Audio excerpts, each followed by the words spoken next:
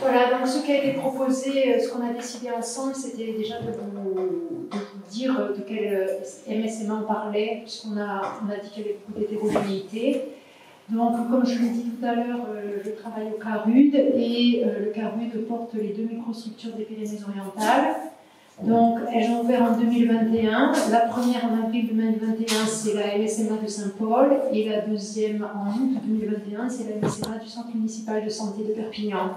Ce que je voulais vous montrer là, c'est qu'il y avait quand même des différences fondamentales entre ces deux microstructures, puisque la première est une facilité géographique, puisqu'elle se trouve au centre-ville de Perpignan, et qu'à Perpignan, il y a tous les dispositifs qui existent. Il y a deux SAPA, un CARUD, une CJC, et un centre hospitalier avec une unité d'addicto, HDJ, consultation, ELSA. Que par contre, cette MSMA qui est faite avec un partenariat avec la mairie dans ce centre municipal, ils se montent, donc ils n'ont pas du tout de culture commune, de staff, de réunion, de projets communs. Voilà, donc ça commence, on va dire. Et après, il y a une demande d'animation médicale. Alors, je le dis sur les prescriptions déjà, parce qu'on a parlé, les plus jeunes médecins qui sont là pour l'instant n'ont jamais par exemple prescrit de Subutex, donc ils sont en difficulté. Et aussi sur le baclofène, mais aussi sur toutes les prises en charge. C'est-à-dire que par exemple l'assistance médicale qui répond au téléphone, elle peut être en difficulté d'avoir des patients alcoolisés, elle ne sait pas quoi dire. Les infirmiers aussi. L'infirmière là, elle a accepté de venir au staff, elle est d'accord de se former pour le tabac. Donc il y a beaucoup de choses à mettre en place. Dans la deuxième MSP qui est en milieu rural, 44 km, 44 minutes pour y aller. Donc, pour aussi que les patients avec ce dispositif addicto avec un réseau de bus très aléatoire, enfin pas très fréquent. Là, par contre, il y a une culture de réunion pluridisciplinaire qui associe le kiné, les infirmières, la psychologue, les pharmaciens du territoire. Et en plus que cette maison de santé est liée à d'autres maisons de santé, la maison de santé d'Axat qui est encore plus loin. Et maintenant, c'est une nouvelle maison de santé qui va se construire un peu plus bas. Donc ces maisons de santé dans le territoire de communautés de santé travaillent ensemble. Et il y a aussi une demande d'animation médicale. Alors là, j'ai insisté sur les TSO parce que je pense que les patients sont sous-traités, en tout cas dans notre département. Mais aussi, pareil, où la pharmacienne n'avait pas l'habitude de donner la méthadone, enfin de délivrer la méthadone, etc. Donc il y a un problème, je dirais, qui concerne tous les acteurs de la microstructure. Mais grosse dynamique, avec en plus un IPA de psychiatrie qu'ils ont mis en place, qui vient consulter là-bas, etc. Voilà pour nous. Ensuite, la MSMA donc, de Mauvaisin. Donc, moi, je suis donc infirmière à Valier, et du coup, Stéphanie Lamarck, qui est sage-femme. Donc, on est venu aujourd'hui à deux, mais effectivement, l'équipe. Donc MSMA se constitue de 4 médecins qui ont signé sur la maison de santé. Alors, comme je disais tout à l'heure, en fait, pour s'engager, pour se sentir en sécurité, ils ont préféré centrer l'accès aux soins sur leur patientèle, pas encore s'ouvrir à tout le territoire parce que voilà, c'était encore une expérimentation, un début. On est encore à fonctionner comme ça. Donc on est arrivé en cours de l'expérimentation en mars 2022 et du coup on travaille avec les professionnels du CARUD Regard qui se situe sur Auch, donc la grande ville entre guillemets pour nous, qui se situe à 30 km à peu près de là où on est, en campagne. Du coup, on a la chance de pouvoir travailler avec un éducateur spécialisé et un psychologue qui sont détachés. Et du coup, en fait, on fonctionne d'une manière peut-être un peu différente du fait que les médecins ont souhaité que l'infirmière Azalée soit dans la coordination en fait des professionnels en fait. Et du coup, quand on inclut des patients, du coup, alors ça peut se faire en direct vers l'éducateur ou le psychologue, mais souvent c'est soit des patients que je suivais déjà et qui sont pour le coup très complexes, et que quand on nous a proposé cette expérimentation, j'étais assez contente de voir qu'on allait pouvoir être soutenu dans tout ça, avec comment dire, un goût naturel en fait à avoir envie de travailler de toute façon avec le réseau sur l'extérieur. Donc on s'est connus avec Francine en tout début sur les projets territoriaux, le travail ensemble, et justement quelque part sur ce sujet-là, comment travailler entre les professionnels de la dicto et les professionnels hors addicto. Donc on a encore du boulot, mais voilà, on y croit et on espère pouvoir poursuivre avec le droit commun. Et du coup, on a donc développé, de par notre structure en tant que maison de santé, des liens avec la sage-femme, enfin les sages-femmes, les kinés, les infirmières libérales, également les travailleurs sociaux, assistants sociaux et professionnels de la réinsertion. Et on essaye au mieux de communiquer ensemble et d'avancer autour du patient. À Saint-Martin, finalement, on a un fonctionnement qui est assez similaire. Il y a des similarités avec Mauvaisin sur la situation géographique, puisqu'on est aussi dans une zone rurale à une trentaine de kilomètres d'Auch. On partage aussi une partie des professionnels qui sont les mêmes qu'à Mauvaisin. Donc c'est le carré de regard qui intervient, avec un psychologue et un travailleur social. Voilà. L'infirmière Azalée reste chez nous aussi très important dans la prise en charge des patients, surtout dans la mesure où j'ai la chance de travailler avec Marine Bonnet, qui est formée en addictologie et qui a le DU d'addictologie. Et donc du coup, c'est vrai qu'on essaye, grâce à la microstructure qui est ouverte depuis à peu près 1 an sur Saint-Martin, de mettre en place une dynamique autour de la prise en charge des addictions, aussi sur tous les professionnels du secteur avec qui on travaillait déjà avant, bien entendu. Mais on essaye du coup de sensibiliser dans la mesure du possible et d'améliorer la prise en charge des patients présentant des addictions. C'est-à-dire que ce qui nous manquerait dans cette optique-là, ça serait une formation et un médecin encadrant, en tout cas. Moi aussi, j'ai le début de la dictologie. Mais c'est vrai que ça serait bien d'avoir un médecin référent, un médecin encadrant qui pourrait offrir des formations, des sensibilisations de manière ponctuelle pour l'ensemble des professionnels du territoire. C'est vrai chez nous, mais c'est vrai finalement sur beaucoup d'autres microstructures pour pouvoir conduire les professionnels qui travaillent avec nous au quotidien et qui sont sensibilisés à la dicto, mais peut-être qu'on pourrait améliorer les choses sur la formation des professionnels avec qui on travaille au quotidien pour encore mieux prendre en charge les addictions. Alors on a décidé de faire un petit focus sur Azalée parce qu'on ne sait pas si tout le monde sait ce qu'est Azalée.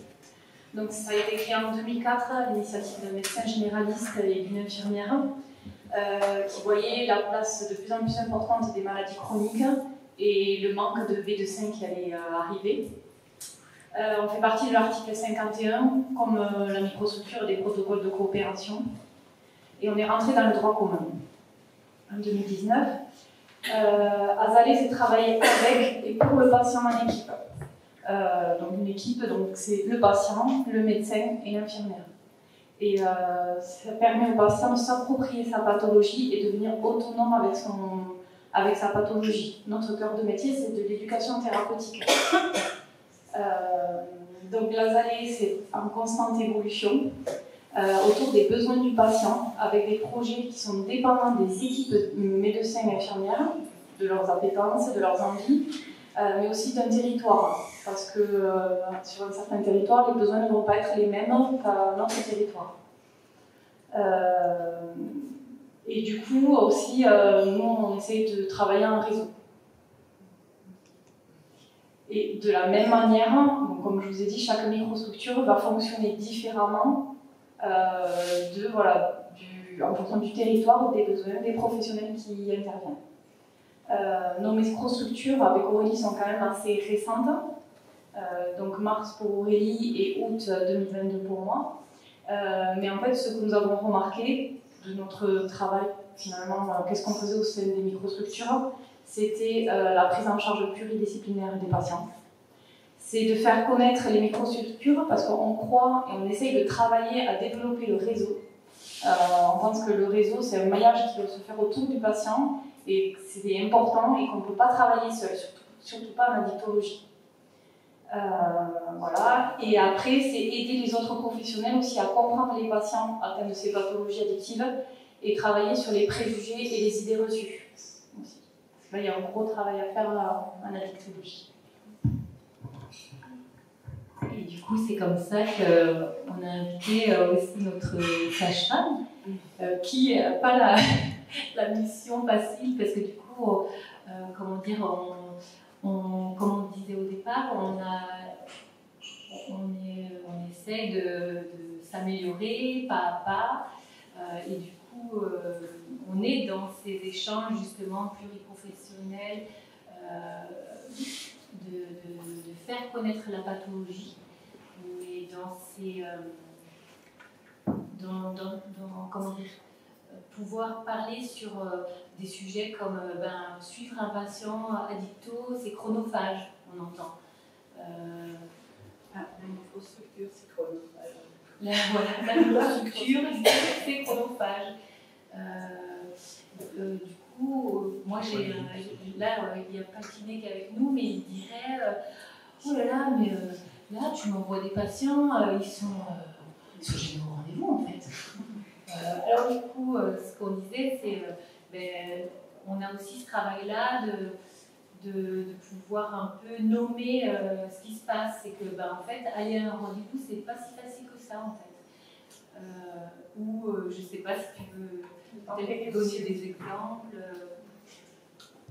Oui, après, c'est vrai que moi personnellement, j'interviens dans la maison de santé de Beauvoisin et j'ai aussi un travail en parallèle en cabinet libéral où je suis seule. Et en fait, je me rends compte que avant, ça fait 5-6 ans qu'on nous a donné la compétence de faire le suivi gynécologique des femmes. Et c'est vrai que là, en fait, on réalise qu'on a quand même une prise en charge qui est un petit peu plus globale de la patiente. C'est-à-dire qu'on ne va pas que ponctuellement pendant la grossesse, c'est qu'on en renvoie tous les ans et que finalement, on l'accompagne dans sa vie. Et de savoir qu'on travaille en réseau, c'est vrai que quand je vais à Beauvoisin, je sens que c'est plus léger parce que j'ai tout la proximité avec les autres soignants, donc la facilité de leur en parler, et puis aussi d'avoir l'étayage des compétences propres à, par exemple, Aurélie, elle m'explique ce que vivent les gens dans leur addictologie, et c'est vrai que moi, j'ai pas forcément ce bagage, et du coup, ça m'accélère un peu, quoi, dans mes connaissances. Je crois. Oui, voilà, c'était ça qu'on voulait dire. Et pour rebondir sur ce que tu viens de dire, pour nous c'est très réciproque, dans le sens où c'est vrai que les patients présentant des addictions sont très chronophages et le suivi est complexe, et que c'est vrai que la microstructure offre vraiment une qualité de suivi qui est, je pense, importante pour tout le monde, et d'un point de vue médical, en tout cas, le temps dédié, et c'est ce qu'on disait un petit peu quand on abordait l'entretien motivationnel, le temps que peuvent accorder le travailleur social, que peuvent accorder le psychologue, dont on manque parfois, est vraiment très très important pour justement jouer sur cette ambivalence, travailler sur cette ambivalence, parce que c'est des choses soit qu'on ne sait pas bien faire selon sa formation, soit qu'on a peu le temps de faire, il faut toujours le faire et progresser, mais c'est vrai que la microstructure aide beaucoup à une prise en charge globale de ces patients. Et je rajouterais que les patients, c'est bien qu'ils aient quand même deux interlocuteurs, les patients addicts, que tout ne soit pas centré sur une relation duel avec quelqu'un, parce qu'il y a des choses qui peuvent dire à l'un et pas à l'autre. Je ne sais pas si... Donc, non, je peux avoir la diapo d'avant. Voilà, donc du coup, je voulais juste rappeler ce que vous savez tous, que la loi de santé 2016 autorise les infirmières à proposer des prescriptions à faire des prescriptions de TSL.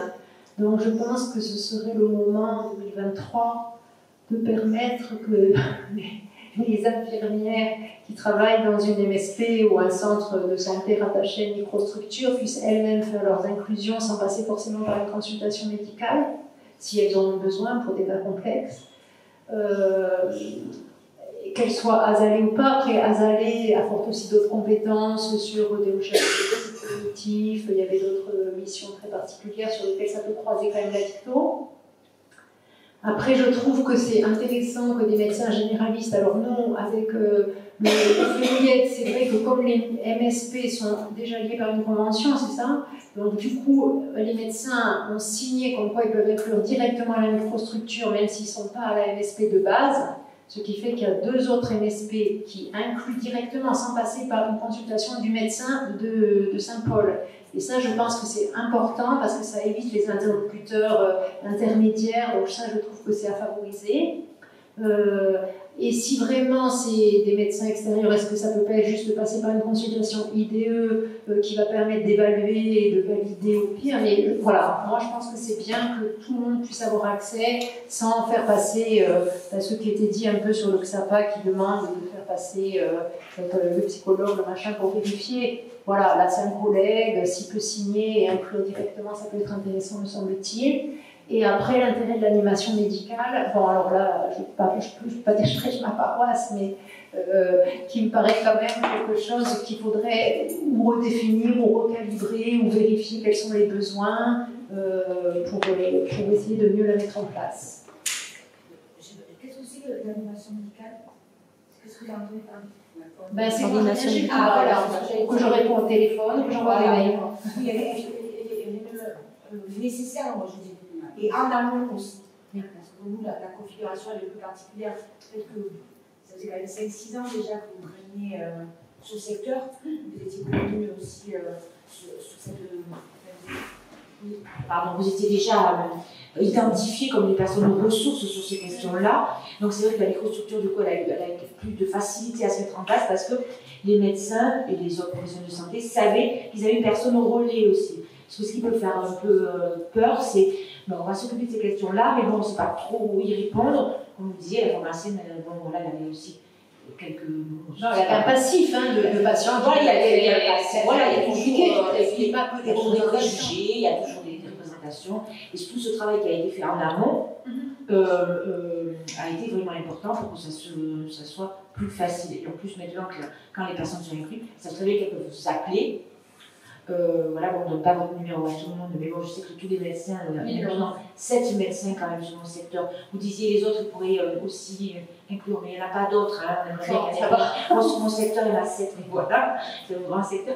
Et tous les 7 sont bien informés de tout ça, mais aussi, ils ne sont plus gênés à inclure des patients parce qu'ils savent très bien qu'ils ont un suivi avec vous. Et ça, c'est essentiel, d'avoir cette animation médicale. Des inclusions par d'autres médecins généralistes proches géographiquement, c'est-à-dire qu'il y a une. Je vais expliquer ce que c'est. En fait, c'est parce que, Laurence l'a dit, on est ici en Occitanie, on a donné la possibilité à certains médecins de la même CPTS d'adhérer à la microstructure qui était sur le territoire. C'est ce qui s'est passé pour Saint-Paul-de-Fenouillet, c'est-à-dire qu'à Saint-Paul-de-Fenouillet, il y avait des médecins, mais dans le cadre de la même CPTS, il y a d'autres médecins qui pouvaient inclure. Donc on les a fait adhérer à la même microstructure. Donc en fait, ce sont des médecins de d'autres cabinets, mais qui font partie de la même CPTS et qui ont adhéré à la microstructure à l'occasion de Saint-Paul-de-Fenouillet. Donc en fait, tu as une seule microstructure, mais tu as plusieurs cabinets qui adhèrent. Voilà. Mais c'est pas partout pareil. C'est pareil, oui, le docteur Bastide peut prendre la parole, pareil à Souillac. À Souillac, c'est pas pareil, c'est une maison de santé hors mur. Mais oui, bon, voilà. Oui, mais c'est pareil, c'est non, le problème, c'est juste pour les RCP. C'est-à-dire, est-ce que les médecins ou les infirmières vont venir pour faire le suivi des patients qui vont présenter lors des RCP? C'est un peu la difficulté, quoi. Alors, je vais vous dire juste pour... donc, il y a AXA, pour vous dire, AXA, c'est quoi? C'est à 30 km de Saint-Paul? Non, en termes de temps. Oui, en termes de temps, voilà. Il y a 25 minutes. Voilà, donc là on est à 44 minutes de Perpignan, plus 25 minutes derrière. Donc en fait, nous, ce qu'on a fait, c'est qu'on est allé faire des RCP à Axat, en fait, directement. Et là, la prochaine, on l'a convenu avec Emmanuel, c'est eux qui vont venir. Je pense que c'est bien d'aller une fois sur leur site, mais c'est vrai que c'est loin, quoi. Donc en plus, ces réunions sont le soir, bien sûr. Donc voilà, c'est un peu compliqué. Après, ce que ça me fait penser, ça, que l'assistante sociale du CARUD, elle m'a demandé de dire sa demande, et que je trouvais tout à fait légitime, c'est qu'il puisse y avoir un logiciel. Comme il y a 7 médecins, en fait, si elle veut voir tous les patients, en fait, elle ne peut pas des fois rencontrer tous les médecins en même temps, et du coup, les médecins, ils n'ont pas toujours le temps d'entendre les histoires qui ne concernent pas leurs patients. Mais du coup, elle ne sait plus forcément qui est suivi par... voilà. Donc, quand elle rencontre un médecin, elle voudrait avoir un logiciel où elle a le nom des patients et des médecins qui correspondent, et aussi la date où ils ont été pour faire le renouvellement à temps, et pas devoir tout refaire, etc. Et du coup, que quand elle contacte un médecin, elle peut sortir tous les patients qui appartiennent, qui sont dans la clientèle de ce médecin, pour faire un point un peu spécifique autour de ses propres patients. Parce qu'avec 7 médecins, c'est un peu compliqué. Il faut des outils, et les outils, on ne les a pas encore. Voilà. Non, mais c'est pour ça que je le dis. Ouais. C'est pour dire aussi que c'est une question, quand on a dit la MSP, la microstructure, c'est chronophage, je pense que des outils comme ça peut aider. Je crois que le médecin qui adresse un patient en microstructure doit être associé à son suivi. Il reste son médecin de traitement. Donc il peut être là en visio aussi, à la réunion de synthèse, où on va aborder la situation de son patient. Mais il faut qu'il soit là, parce qu'après, à un moment donné, il risque de reprendre le suivi s'il est complètement hors course par rapport à tout ce qui aura été fait pour son patient. Ça me paraît extrêmement important que ce médecin reste dans la boucle et que tout ne finisse pas par reposer sur une maison de santé ou un cabinet de groupe. Vous voyez, parce que quand même, on n'en a encore pas vraiment parlé, mais l'un des fondamentaux de la microstructure, ce sont ces moments où on délibère ensemble quand on est en difficulté par rapport à un patient, psycho, médecin, travailleur social, IDE, sur qu'est-ce qu'on peut inventer qu'est-ce qu'on peut faire ensemble pour surprendre le patient quelquefois de sortir de son immobilisme, que sais-je. Mais c'est fondamental, c'est ce qui fait l'esprit de microstructure. Donc il faut que les médecins qui vous orientent les patients On a pensé ce dispositif au départ justement pour que le suivi de patients compliqués ne repose pas que sur certains médecins engagés, mais que tout le monde y soit. Je pense plus que ça soit le cas aujourd'hui, mais c'est simplement une histoire de distance, j'entends bien. Il faut qu'il soit associé aux réunions, où on réfléchit la trajectoire de soins du patient qui vous ont adressé. Moi, ça me paraît fondamental. Les parcours de soins, les partenariats, le parcours de soins est calqué sur les parcours de gens qui ont des problèmes de santé, cancer, diabète. Donc, appliquer l'addiction, ça pose un problème. C'est que le cancer, ça ne sert à rien. Les gens n'aiment pas leur cancer. Dans les addictions, c'est structurant psychologiquement, ça occupe la journée, ça occupe l'argent, ça joue un rôle très important. Et puis les gens n'aiment pas le cancer, mais leur addiction, ils aiment bien. Donc le parcours est un peu perturbé. Donc il ne faut pas s'attendre à une compliance extraordinaire. Donc il faut des médecins, des professionnels de santé qui travaillent ensemble, mais il faut qu'ils s'attendent à tout, quoi. Il faut qu'ils soient solides. Et ça, c'est pas seulement de la coordination, mais c'est aussi la mise en commun des situations en abordant les choses avec un esprit assez ouvert. Parce que le parcours de soins, on a beau le faire, mais c'est les patients finalement qui prennent l'initiative du parcours, c'est lui qui lance le top départ. Il peut arriver par le psycho, il peut arriver par le somatique, il peut arriver par le social, et c'est lui qui décide. D'ailleurs, on peut mettre au crédit des patients la fabrication des réseaux, parce que c'est quand même eux qui ont fait réseau, qui ont sollicité les professionnels de santé, qui, pour les prendre en charge, ont été obligés de communiquer entre eux. Voilà. Le début du réseau à Toulouse, dans les années 93, c'était des réseaux de médecins pharmaciens pour essayer d'arriver à contrôler un petit peu leurs propres prescriptions. Puis ça s'est étendu, etc. Mais il ne faut pas oublier qu'au départ, c'est les patients qui font le réseau et que leur mode de vie est assez chaotique, discontinu, ambivalent, comme on disait. Et il y a tout, quoi, il y a tout. Donc, la qualité des soignants, qui ne se trompent pas de... On n'est pas dans la santé, on n'est pas dans la science.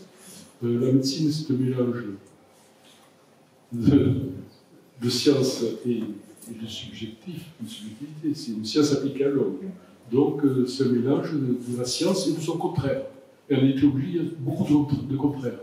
Donc, c'est assez décevant pour le médecin de ne pas pouvoir faire ce pourquoi il est fait. Et d'ailleurs, pour rebondir sur une chose que vous dites, on a parlé du temps que ça prend, le côté chronophage, mais il y a cette notion aussi dans le temps, de durer dans le temps en tant que professionnel, au rythme du patient qui lui va des fois aller mieux, puis des fois moins bien, on accompagne les rechutes, etc. Et j'observe que le professionnel, je pense à mes médecins, ils me disent « mais c'est pas possible, purée, on perd du temps, on n'y arrive pas ». Et c'est vrai que là, pour le coup, je trouve que le pluripro, il a vraiment toute sa richesse, parce que des fois, l'un s'épuise, c'est comme dans un couple finalement, l'autre va soutenir l'autre, enfin, et du coup, plus on est, mieux c'est. Dans le cadre professionnel. Il y a certains professionnels qui ont plus de temps que d'autres aussi. On sait très bien que nous, les infirmières Asalée, on a beaucoup plus de temps à proposer aux patients qu'un médecin généraliste qui doit avoir beaucoup de monde. Et du coup, il y a ça aussi, cette notion de temps.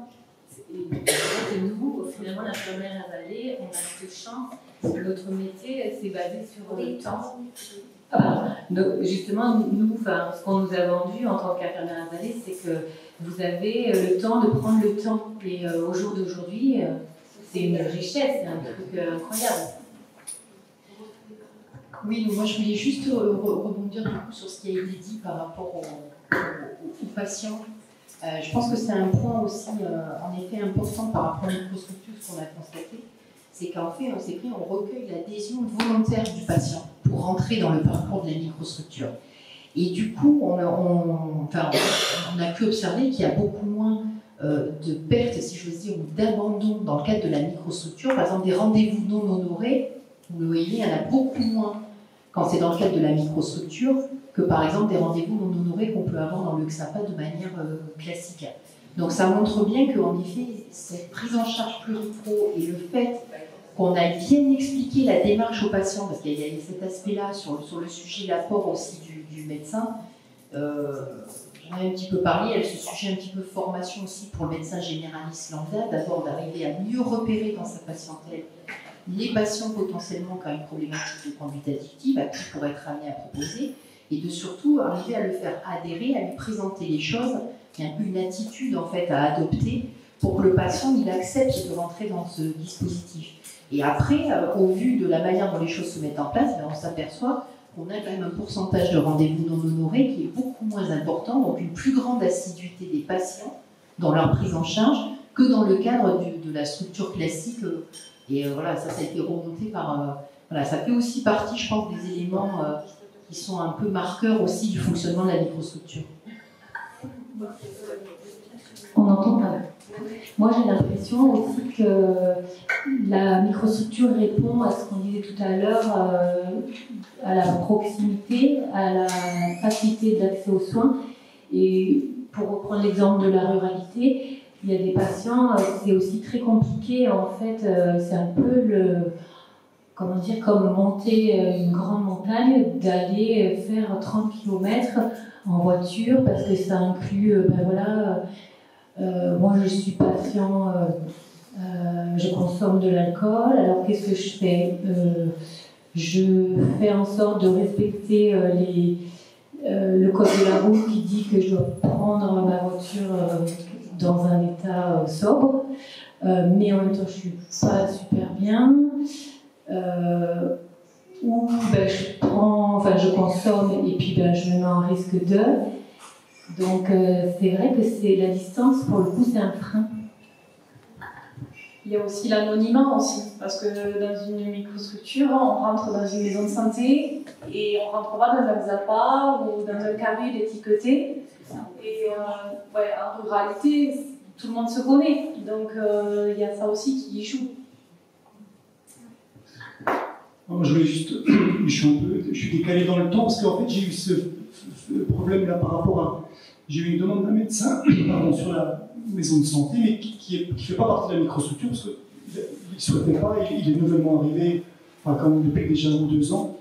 Et puis là, il a orienté donc une personne, il est passé par un médecin généraliste de la microstructure. Et là, cette semaine, il y a une patiente qui m'appelle, que je ne connaissais pas, qui me dit qu'elle est suivie par ce médecin. Donc je le vois mardi et je lui dis, bah, c'est intéressant, en tout cas, tu orientes. Par contre, je me suis retrouvé un peu je ne sais pas quoi faire, parce que je dis, le souci c'est qu'en fait, voilà, moi je me retrouve où il y a des médecins qui font partie de la microstructure. Toi, tu as évoqué des choses que, bien sûr, je comprends. Et par ailleurs, tu demandes à inclure que l'autre médecin inclue. Et je dis, moi, je ne sais pas comment répondre.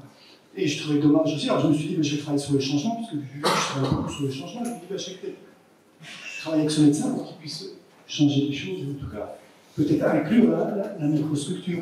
Mais c'est vrai que ça m'a. Je ne sais pas. On l'a fait à Mercus. Comment? À Mercus, on l'a bien fait aussi. Oui, voilà. Donc c'est exactement pareil. Voilà, mais je ne sais pas s'il va aller jusqu'à. Et demain, s'il inclut pas, parce qu'il a son collègue qui dit, moi j'inclus, mais moi ça perd du sens parce que on ne va pas se voir, etc. Oui, bien sûr. Voilà, donc on se retrouve et là, des fois, je crois qu'il faut. Moi je lui dis clairement, c'est pas que je ne voulais pas, parce que je trouvais génial. Je me dis, peut-être en incluant peut-être ces patients, il va peut-être. Je vais le faire changer, justement, parce que moi je travaille beaucoup sur le changement. Voilà. Pour dire aussi, on parle beaucoup d'inclusion, mais nous on a aussi des inclus de médecins. Parce que justement, c'est-à-dire qu'on a arrêté de travailler avec eux. Donc ça arrive aussi. Ah oui, ce que je veux dire, c'est que, puisqu'il n'y avait pas de sens au niveau du travail de la microstructure, vu qu'ils fonctionnaient comme avant. C'est-à-dire qu'ils incluaient, mais débrouillez-vous avec ces patients, moi j'ai pas le temps. Donc voilà, ce que je veux dire, c'est que, bon, c'est pas un échec, c'est aussi une réalité que, enfin, pour ces médecins, c'était compliqué de travailler en équipe, de se dégager un minimum de temps, parce qu'on est quand même assez malléable pour trouver du temps, mais philosophiquement c'était compliqué pour eux. Et je rappelle, parce que j'avais déjà dit ici, mais je m'étais informé, c'était 2 médecins hommes assez âgés, et c'est vrai que tous les nouveaux médecins, c'est des femmes, et c'est plus facile. Surtout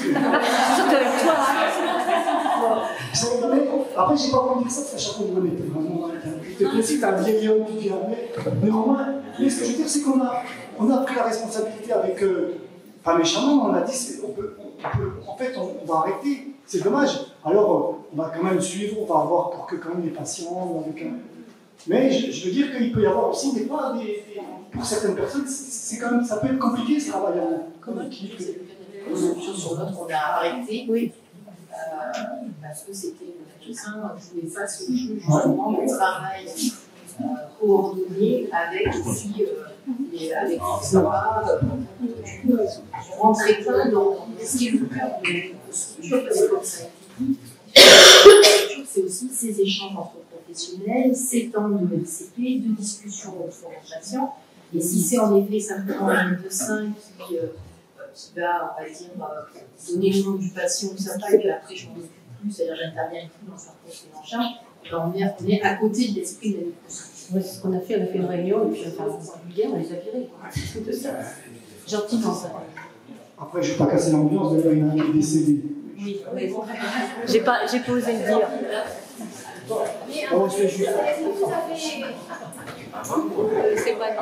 C'est peut-être l'arrêt de la microstructure.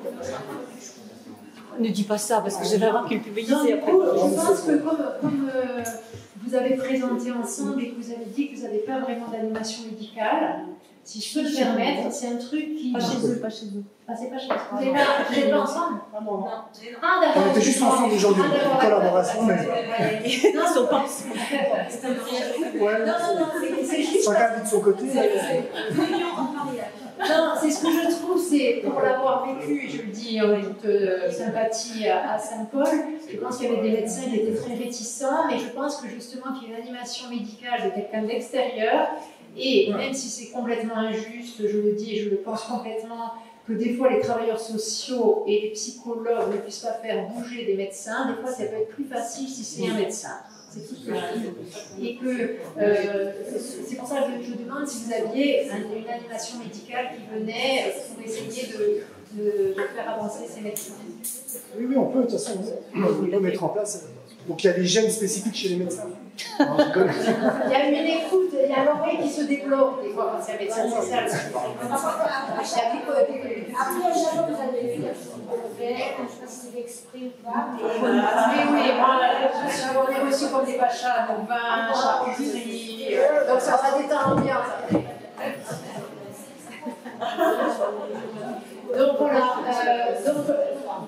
ce que je trouve intéressant de favoriser aussi, c'est les projets communs, au-delà du suivi des patients, etc., de voir comment est-ce qu'on peut amener aussi par ce côté addicto une dynamique un peu sympathique et joyeuse. Emmanuel parlait de nos RCP festives, mais je trouve par exemple le mois sans tabac, c'est un bon stimulant parce que ça peut permettre que des infirmières qui ne sont pas formées sur le tabac, à cette occasion-là, on peut leur proposer la formation. On peut la faire en même temps, proposer que les gens de l'unité porteuse viennent faire des consultations tabac, puis après, du coup, les autres se forment, et du coup, ça leur donne de l'autonomie. Ça implique aussi... Emmanuel a dit que vous buviez du vin au RCP. Oui, et d'ailleurs, j'étais très déçue ici, j'ai vu que c'était pas du tout le cas. Ça, on n'a pas encore fait, nous, mais je me dis, tiens, c'est pourquoi pas. Oui, c'est une ouverture, c'est une ouverture. On fait pas ça. Parce qu'il faut les RCP typiquement, j'ai entendu. Ah oui, nous c'est à 8h30 du soir. C'est le matin en général. Ok, apéro, pétard. Non, ok. Non, mais c'est intéressant ces partages d'expérience. Oui, parce que sinon les médecins n'ont pas le temps. Si on veut réunir tout le monde, kinés, pharmaciens, etc., on n'arrivera pas si ce n'est pas le soir. Donc on le fait le soir. Donc ça permet d'impliquer le kiné, donc qui assiste aux réunions de toute façon mensuelles, l'infirmière, la sage-femme, la pharmacie. Et je trouve que dans la pharmacie au début, quand les pages n'étaient pas remboursées par la dotation de la Sécu, on lui a donné des boîtes de pages, comme ça les gens allaient à la pharmacie chercher leurs pages. Du coup après ça a été plus facile de parler de la méthode, etc. Non, parce qu'on connaissait, on avait fait un projet facile, commun. Voilà. Après les sevrages ambulatoires alcool, il y a une présentation, je trouve que ça aussi c'est un sujet qui implique du coup toute la maison de santé, parce qu'on peut travailler avec une infirmière aussi qui va à domicile, etc. Donc ça, je trouve que tout ce qui inclut toute la dynamique de la maison de santé, c'est toujours des projets à favoriser. Après pour moi, puisque le sujet, je le rappelle, c'était quand même pas la maison de santé, c'était le partenariat externe qu'on fait. Donc, je parle en mon nom propre, mais pour moi, les partenariats externes des spécialistes sont complètement à la main du médecin généraliste de la maison de santé. Donc, je pense que jamais je vais... Si le médecin, on en a parlé avec Arnaud tout à l'heure, si le médecin de la maison de santé me dit qu'il y a tel spécialiste avec qui il travaille habituellement qui a des difficultés avec ce patient parce qu'il est addicto, je vais proposer d'appeler le spécialiste pour aplanir les choses, mais je ne vais pas proposer de changer de spécialiste. C'est-à-dire que pour moi, les partenariats extérieurs, ils appartiennent complètement dans les spécialistes à la maison de santé. Et donc après, je pense que la microstructure, elle a quand même une compétence en addicto. Je suis donc très basique. Et donc je pense que même si ce n'était pas le thème de partenariat extérieur, comme je pars du postulat que les partenariats extérieurs, c'est les médecins généralistes qui les font, et ben, je pense qu'il y a une question quand même qui se pose sur l'orientation addicto, à savoir que c'est aussi l'attente pour moi et des collègues des microstructures, que ce soit les infirmiers, que ce soit les médecins. Donc en fait, quelles articulations? Quand le patient est à la MSMA, quelle que soit la structure qui porte la maison de santé pour faire la microstructure, pour moi, le patient MSMA, il doit avoir accès à tout le dispositif territorial. C'est-à-dire que ça veut dire que celui qui propose l'animation ou les collègues qui vont sur place, ils doivent connaître très bien le dispositif, c'est-à-dire savoir combien ils ont de XAPAC, mais quels sont les projets du XAPAC, comment on rentre au XAPAC, qu'est-ce qu'ils demandent à l'arrivée, est-ce qu'ils demandent alors que ils pourraient ne pas le faire, est-ce qu'ils demandent la carte vitale, est-ce qu'ils la demandent pas, parce que ça aussi c'est très variable suivant les endroits. La CJC, s'ils ont un jeune, comment on y va, c'est quoi l'accès, qu'est-ce qu'ils proposent, quel jour, il y a des permanences, il n'y a pas de permanence, c'est sans rendez-vous, c'est avec rendez-vous. Carude, pareil, est-ce qu'ils peuvent amener du matériel sur place à domicile, est-ce qu'ils ne le font pas, est-ce qu'il y a d'autres gens qui le font, centre hospitalier, est-ce qu'il y a un hôpital de jour, est-ce qu'on peut aller directement envoyer par un médecin généraliste en hôpital de jour sans passer par une consultation à dicto, comment ça marche, etc. Et je pense que c'est en fonction du profil du patient qu'on peut aider la microstructure à faire la meilleure orientation possible. Et pour moi, donc, ça veut dire qu'il faut très bien connaître le dispositif, mais pas simplement leur existence, leur projet de soins et leur accès. Il faut connaître bien sûr la filière nécessaire, il faut connaître la filière de sevrage. À l'hôpital, c'est 7 jours, vous rentrez le mardi, vous sortez le mardi, vous signez un contrat avec l'infirmière, ou non, il ne faut pas, ou c'est comme ça, là c'est 3 semaines, là c'est etc. L'évolution des projets, parce que chaque structure, c'est un peu comme la microstructure où il y a des MSP qui sont des choses vivantes, il y a des choses qui changent, des choses qui se décident, donc il faut se tenir au courant des évolutions. Et après, discuter sur, parce qu'effectivement, la microstructure n'est pas ni un XAPA ni une unité d'activité hospitalière, l'évaluation indique aux besoins, comment ça se passe, et comment aussi, quand les collègues ont besoin d'une ressource, comment ils la trouvent, comment ça s'instaure et comment ça se construit. Donc, tout n'est pas encore construit, mais il est là. Alors, par rapport à ça, moi, j'avais juste un petit point. Alors moi, je conçois, c'est important en effet que le professionnel au niveau de la microstructure, il y ait une connaissance des partenariats potentiels et de l'offre qui est présente sur le territoire. Donc que ce soit au niveau des services hospitaliers, que ce soit au niveau d'autres structures spécialisées, ça, il n'y a pas de souci. Après, moi, voilà, il y a juste un point, c'est que je pense qu'il faut bien, je dirais si Madame Bader est en phase avec ça. L'esprit en fait de la microstructure, c'est justement qu'il y ait une possibilité de prise en charge de patients par des équipes de soins primaires. Il ne faut pas qu'on voit la microstructure simplement pour faire l'articulation et pour envoyer les patients vers les structures spécialisées ou vers les centres hospitaliers.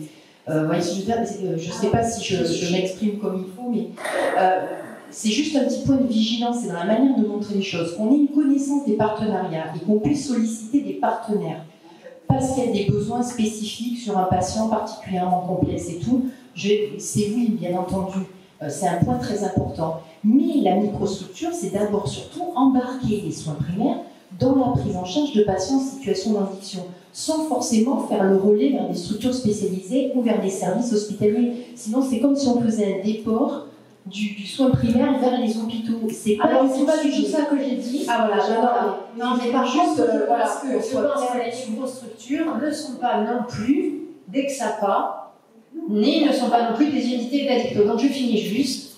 Je pense que des fois, on peut avoir besoin d'un avis spécialisé, et ça, il faut savoir qui va le donner. Voilà. Et je pense que c'est tout à fait, par exemple, même quelqu'un qui a besoin de méthadone, la réalité, sauf si à un moment on décide que les microstructures peuvent initier la méthadone, vous devez aller quelque part. Est-ce que dans le département que vous avez envoyé, puisque un XAPA a dispensation, un XAPA qui n'a pas dispensation mais qui prescrit, qu'est-ce qui est le mieux pour ce patient? Est-ce que c'est mieux qu'il aille à l'hôpital? Voilà, vous avez un patient qui est isolé, qui est seul. De toute façon, vous voyez, vous essayez de le porter, il n'y a pas trop d'associations. De toute façon, il consomme, donc on ne peut pas trop lui dire de bouger, etc. Est-ce que c'est rusé que en complémentarité du suivi qu'il a sur la microstructure, il a bénéficié d'activités en HDJ à l'hôpital pour y passer une journée par semaine? Pourquoi pas? Donc, je pense que juste... Il faut faire attention aussi de ne pas faire porter des choses complètes sur la microstructure. Donc je pense qu'il y a des patients qui sont, on va dire, dans des dépendances modérées, qui sont aussi peut-être dans des dépendances sévères, mais avec un contexte porteur. Ça, c'est assez facile. On a parlé tout à l'heure des patients qui ont des vulnérabilités. Ces patients qui ont des vulnérabilités, ça peut être un peu lourd. Et je pense qu'il vaut mieux que la microstructure continue son travail en soutien et en étant la base du socle du soin, mais il puisse avoir quand même quelques avis potentiels si besoin, une hospitalisation si besoin, parce qu'en ambulatoire, des fois, ça peut pas se faire, c'est aussi la réalité, et que ça, elle sache où le trouver. Parce que sinon, si on laisse pour moi les gens en difficulté avec trop de cas complexes, qui dépassent, on va dire, leur possibilité d'amplitude de soins, ou alors on dit, les microstructures, c'est des mini-XAPA. Mais c'est pas ce que, enfin, il ne me semblait pas que c'est ce qui avait été décidé. Alors, juste pour revenir là-dessus, qu'effectivement, le médecin qui coordonnera voilà, l'intervention des microstructures soit bien au fait du circuit, ça, voilà, avec des relais possibles en cas de besoin pour un patient, c'est important. Mais le travailleur social a son réseau aussi. Le psychologue a son réseau aussi, les infirmières azalées ont leur réseau aussi. Et je pense que l'orientation, et très souvent les patients vont évoquer des problématiques médicales avec le travailleur social, vont poser des questions au travailleur social sur le centre thérapeutique auquel on pense pour les envoyer en post-cure. Donc il faut que ce savoir, à un moment donné, soit partagé commun dans le cadre de ce qu'on envisage comme démarche à proposer aux patients par l'ensemble des acteurs de la microstructure. Il y a des besoins spécifiques au niveau d'une coordination médicale, c'est clair. Les médecins ont besoin d'avis quelquefois sur des interactions médicamenteuses, sur comment prescrire un TSO, sur plein d'autres choses. Il y a des patients ardits qui ont aussi des cancers, ils vont avoir besoin d'avis là-dessus. Ils vont avoir besoin de formations spécifiques, ils vont avoir besoin effectivement. Donc là, le rôle du coordinateur médical est très important. Par contre, ce savoir et les réseaux qu'on a qu'a chaque intervenant, voilà, qui s'est constitué au fil de sa pratique, sont tous mobilisables à un moment donné pour le patient. Il n'y a pas que ce circuit médical, il y a encore une fois le circuit social, le circuit c'est pas médical, ça, hein. Le CARUB, c'est pas médical. Hein. Non, c'est médico-social, mais ça reste quand même très voilà. Non, c'est l'addicto. Je pense qu'en addicto, oui. Je ne parle pas du somatique. Je ne parle pas du fait que si vous trouvez que vous avez un patient cirrhotique et qu'il a un cancer du foie, c'est ce que je disais au départ, je pense que tout ce qui est somatique, les médecins généralistes, ils font leur propre réseau, ils l'ont, ça fonctionne, c'est le leur et ça leur appartient. Donc moi, je pense que les intervenants extérieurs à une maison de santé n'ont pas du tout à, entre guillemets, à s'occuper de ça. Sauf si les médecins disent qu'on ne peut pas s'en occuper parce qu'on ne sait pas, en psychiatrie, on ne sait pas qui envoyer, est-ce que vous pouvez voir quel réseau vous avez pour nous aider. En psychiatrie, ça peut arriver qu'ils demandent, voilà. Mais bon, ce que je pense, c'est si vous voulez, si on délimite que la microstructure n'est pas un XAPA et on délimite qu'on a dû créer des XAPA parce qu'il y avait des patients complexes, je pense que ce serait, en tout cas en territoire rural, un peu illusoire de penser qu'en territoire rural, ils n'auront jamais de patients complexes. C'est-à-dire de patients qui ont fait 2 sevrages ambulatoires, 3 sevrages ambulatoires, ça n'a pas marché, qui ne savent plus qu'en faire, qu'ils voient toutes les semaines le psychologue, toutes les semaines l'assistant social, et ça avance pas, et qu'à un moment-là, le truc s'épuise, et qu'on puisse dire, allez donner un avis ailleurs, je pense que ça me paraît intelligent. Et je dirais que la question, c'est dans le dispositif qui existe, c'est lequel est le meilleur pour ce patient. Voilà. Non, je suis sûre qu'on est. Il me semble que quel que soit le dispositif auquel on pense, légitime soit-il, sur la durée, il se transforme. Bien sûr. Voilà, alors c'est pour combien de temps? Parce que c'est souvent des segments de quelques mois, quelques années. Moi, j'ai des patients, ça fait plus de 20 ans. Tout s'est transformé. L'addiction, c'est une médicalisation. Si on regarde la définition des patients et la définition des addictions, c'est exactement la même. Donc on a médicalisé les patients et on n'est pas plus malin que pour s'occuper de cette nouvelle maladie qui, sur le plan intellectuel, est une posture, sur le plan scientifique, un ectoplasme, mais sur le plan social, une innovation majeure, puisqu'elle a permis aux gens qui étaient livreurs de délinquants d'accéder aux soins. Donc, mais il n'y a rien évidemment. Les poètes, les écrivains en savaient davantage. Donc, je vous cite Phèdre, Racine, Phèdre est amoureuse de Pauline. Et en 4 alexandrins, Racine définit l'addiction mieux que ça a été fait par nous, par les professionnels. J'ai revu l'ennemi que j'avais éloigné. Ma blessure trop vive aussitôt saignée. Ce n'est plus une ardeur dans mes veines cachées, c'est Vénus tout entière à sa proie attachée.